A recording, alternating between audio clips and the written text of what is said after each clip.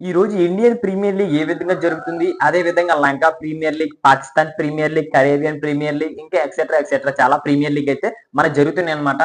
కానీ ఇవన్నీ చూసుకున్నట్లయితే ఒక సబ్ ఈవెంట్స్ లాగా. మెయిన్ ఈవెంట్ ఏదైనా ఉంది అంటే అది ఒక మన ఇండియన్ ప్రీమియర్ లీగ్ మాత్రమే. దీన్ని చూసుకొని మన ఇండియన్ ప్రీమియర్ లీగ్ చూసుకొనే మిగతా ఈవెంట్స్ మొత్తం పుట్టుకొచ్చాయన్నమాట. సో అసలు విషయంకి వచ్చేద్దాం. అసలు విషయం ఏంటి అంటే మనం ఇప్పుడు చూసుకున్నట్లయితే ఇప్పుడు అన్ని ప్రీమియర్ లీగ్ జరుగుతున్నట్టే మన అమెరికాలోను కూడా ఒక ఈవెంట్ అయితే కండక్ట్ చేయడం జరుగుతుందన్నమాట ప్రతి ఇయర్ కూడా. సో అది ఏంటి అంటే అమెరికా ప్రీమియర్ లీగ్ అనేసి ఒక ఈవెంట్ అయితే కండక్ట్ చేస్తున్నారు ప్రతి ఇయర్ కూడా. సో దానిపై అయితే ఈసారి ఐసీసీఐ గట్టిగా చర్యలు తీసుకునే అవకాశం ఉంది అని అయితే చాలా మంది దగ్గర వినిపిస్తున్న టాక్ అన్నమాట.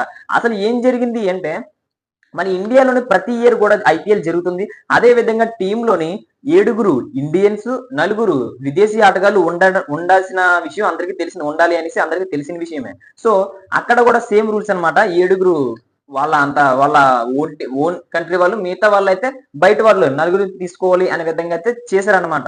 వాళ్ళు ఏం చేశారంటే కొద్దిగా రొటీన్ గా అంటే మార్చి చేశారనంటే ఈ రూల్ అయితే అతిక్రమించారంట. ఆ విధంగా కాకుండా వేరేలా చేశారంట. ఆ విధంగా ఐసీసీఐకి తెలిసింది. సో ఆ నిర్ణయం కాకుండా ఇంకొక నిర్ణయం కూడా ఉంది.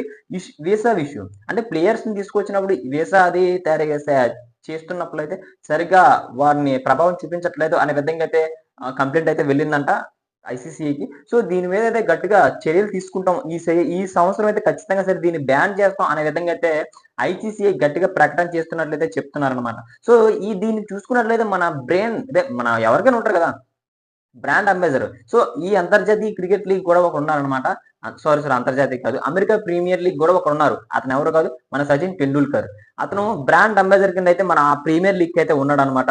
సో ఖచ్చితంగా సరే ఈ సంవత్సరం ఖచ్చితంగా ఒక వేటు పడే అవకాశం అయితే చాలా ఎక్కువగా ఉంది అనిపిస్తుంది. బట్ రూల్స్ ని అతిక్రమిస్తే ఖచ్చితంగా సరే బ్రేక్ పడుతుంది అని చెప్పడంలో ఎటువంటి సందేహం లేదు కదా. ఐసీసీఐ ఎక్కడ చిన్న లోపం దొరుకుతుందా, ఎక్కడ వాళ్ళని తొక్కి పడద్దామా అనే విధంగా అయితే ఉంటుంది. సో ఆ విధంగా అయితే ఈ సంవత్సరం గట్టిగా సరే ఆ లీగ్ కి వేటు పడే అవకాశం ఉంది అనేసి మనకైతే అనిపిస్తుంది. మరి మీరేమనుకుంటున్నారు ఫ్రెండ్స్? ఖచ్చితంగా సరే మన అమెరికా ప్రీమియర్ లీగ్ కి ఈ సంవత్సరం వేటు పడుతుందా? లేకపోతే అది యథావిధిగా కంటిన్యూ అవుతుందా అనేది మీరు అనుకుంటున్నారా? ఒకసారి కామెంట్ చేయండి. మీకు ఇప్పటివరకు తెలీదా అమెరికా ప్రీమియర్ లీగ్ అంటే? అది కూడా ఒకసారి తెలిపండి కామెంట్ లోనైతే. Thank you friends.